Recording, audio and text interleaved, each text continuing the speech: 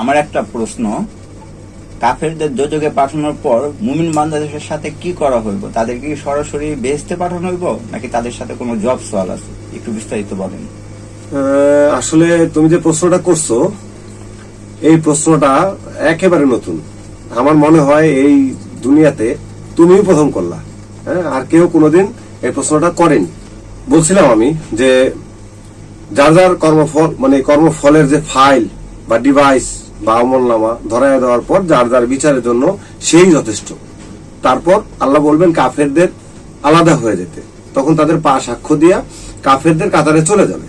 হ্যাঁ, কাফেরদের কাতারে চলে যাওয়ার পর আল্লাহ তাদেরকে বলবে যে ওদেরকে জাহান্নামে প্রবেশ করায় দাও।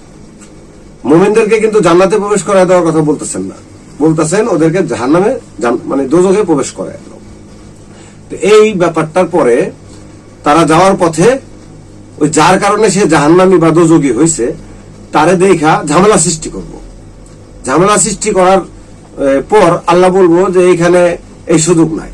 হ্যাঁ, বলবে, আল্লাহকে বলবে যে আল্লাহ এদের কারণেই আমরা আজকে জাহান্নামের কাতারে আছি, আমরা বুঝতাম না, আমরা এদের কাছে জিজ্ঞেস করছি, অর্থাৎ ধর্ম ব্যবসায়ীদের কাছে জিজ্ঞেস করছি, এই সারারাই আমাদেরকে আজকে জাহান্নামের দিকে ধাবিত করছে, তাই আল্লাহ ওদেরকে ছাড়া যাবে না। তো এই অবস্থা আল্লাহ বলবে আজকে এই ব্যাপারে আমার কিছু করার নাই, এদেরকে জাহান্নামে প্রবেশ করায় দাও। আর জাহান্নামের অবস্থাটা কি হবে একটা উদাহরণ দিয়ে বুঝাইছিলাম। আসলে জাহান্নাম যেমন দুনিয়াতে একে অপরের পিছনে লেগে রয়েছে, ঠিক ওই জাহান্নামেও একই ঘটনা ঘটবো, এবং সেটা মানে এই 100 লাঠি একের বোঝা হবে, 1000 লাঠি একের বোঝা হবে। এটার কারণ আছে, কারণ হলো ওই যে বোঝাটা যেটা যে গ্যারান্টিস, ওই 1000 জন, 10,000 জন, 1 লক্ষ জন যদি একজনের কথায় পথভ্রষ্ট হয়ে থাকে, তাহলে তারে পিটিয়ে দিয়ে থাকবো এবং আজীবন পিটাইব। ব্যাপারটা হলো জাহান্নামের এটা। তো এখন রয়ে গেল মোমেনরা। তো অবশ্যই মোমেনদেরকে জান্নাতে ঢুকানো হবে, কিন্তু না, মোমেনদেরকে জান্নাতে ঢুকানোর ব্যাপারে অনেক সওয়াব, মানে অনেক প্রশ্ন আছে। কেমন?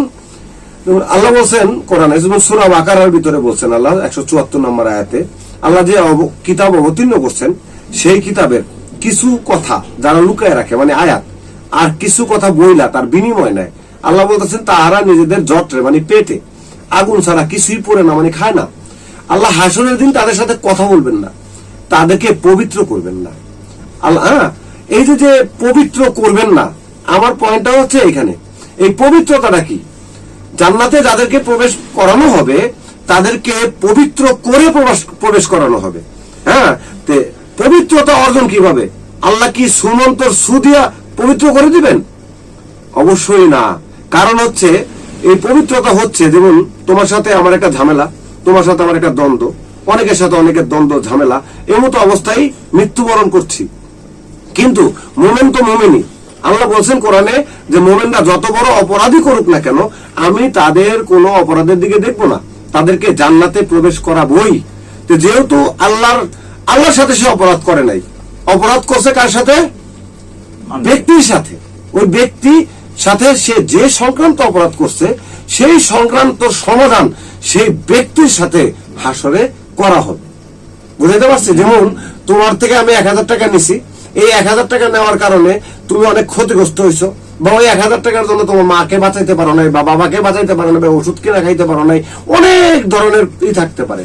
তো সেই সময় যদি আমি মোমেন হিসাবে আমি জীবন থেকে সম্পদ দান করে থাকি, অথবা আমার জীবন দিয়ে সংগ্রাম করে থাকি, তুমি সেটার বিনিময়ে সেখান থেকে আল্লাহ আমার যে আমল, আমার যে দান, সেখান থেকে কাইটা সেটা তোমাকে দিয়ে দিবে। যখন তুমি সেটা পাওয়া যাবা, কথাটা বুঝছো কিনা, তখন তোমার ভিতরে ওই ব্যাপারটা নিয়ে আর কোনো কষ্ট থাকবো? যেহেতু তোমার ভিতরে ওই ব্যাপারে আর কষ্ট থাকবে না, তুমি বলবা যে আরো ভালো হয়েছে, দুনিয়াতে আমার দেয় নাই, দিলে আমি খরচ করে ফেলতাম, আর ইহকালে পাইছি তো আমি বড় জান্নাতে যাচ্ছি, আরো আপগ্রেড জান্নাতে যাচ্ছি, তো যা বাবা ভালো হয়েছে। তো এই জন্য তোমার ভিতরে আমার প্রতি, মানে ওই লোকের প্রতি আর কষ্টটা থাকবে না। তো কি হইলা? তুমি পবিত্র হইলা। কি হইলা? পবিত্র হইলা। এরকম উদাহরণ দিলে অনেক উদাহরণ দেওয়া যায়। তো এটা দেখা যাবে একজনের সাথে 20 জনের সমস্যা, 20 জনের সাথে 10 জনের সমস্যা, এইগুলো ওই জান্নাতে সমাধান কইরা তারপরে আল্লাহ জান্নাতে প্রবেশ করাবে, হাসরের ময়দানে সমাধান কইরা জান্নাতে প্রবেশ করাবে, তাহলেই সে পবিত্র হইয়া জান্নাতে প্রবেশ করলো। কথা বুঝছো কিনা? আর এটাকে আরবিতে বলে ক্লেদ। হ্যাঁ, ক্লেদ মানে হচ্ছে অন্তরের ময়লা। তোমার দ্বারা আমি যে কষ্টটা পাইছি, আমার দ্বারা তুমি যে কষ্টটা পাইছো, এই কষ্টটা যদি বড় মাপের হয় তাও মনে থাকে, ছোট মাপের হইলেও মনে থাকে। আর এইটা ওই হাসরেও মনে থাকবো। আর ওই হাসরে যখন এই সমস্যার সমাধান করা হবে, তখন ওই যাদের যাদের যাদের যাদের সমস্যার সমাধান হয়েছে তাদের তাদের তাদের তাদের জান্নাতে প্রবেশ করায় দেওয়া হবে, মানে স্বর্গে, মানে বেহেশতে প্রবেশ করায় দেওয়া হবে। আর এইভাবেই আস্তে আস্তে তারা স্বর্গে, জান্নাতে, বেহেশতে চলে যাবে। হ্যাঁ, কিন্তু আগে কেন কাফেরদেরকে ঢুকানো হইল? এই জন্য আগে কাফেরদেরকে ঢুকানো হইল জাহান্নামে, যে আল্লাহ মুমিনদের বিচার কাফেরদের সামনে করব না। বুঝাইতে পারছি কিনা কথা? তো মুমিনদের সমস্যার সমাধান আল্লাহ কইরা যার যার জান্নাত যে যতটুকু প্রাপ্য তাকে দিবে। হ্যাঁ, তারপরে হচ্ছে শেষ, যে জান্নাতি জান্নাতি, ঠিক না? আর জাহান্নামীরা তো আগেই জাহান্নামী। তো এই হলো মূলত কথা। এই ব্যাপারটা ভালো করে বুঝে নিতে হবে। তুমি এই দুনিয়াতে যার যার সাথে তোমার লেনদেন আছে, সমস্যা আছে, তুমি চেষ্টা করবা এই দুনিয়াতে তার সাথে মিট করে নেওয়ার, সমাধান করে নেওয়ার। যদি তুমি সেটা পরকালের আশায় রেখে দাও, তাহলে দেখা যাবে তুমি আমলই করছো কম, নেক আমল করছো কম। হ্যাঁ, মুমিন হিসাবে তেমন কাজই করতে পারো নাই। আর তখন যদি তোমার আমলনামা থেকে পাওনাদার কাইটা নিয়ে যায়, তাহলে তোমার জান্নাত ছোট হয়ে যাবে। তুমি জান্নাতি কিন্তু জান্নাত ছোট হয়ে যাবে।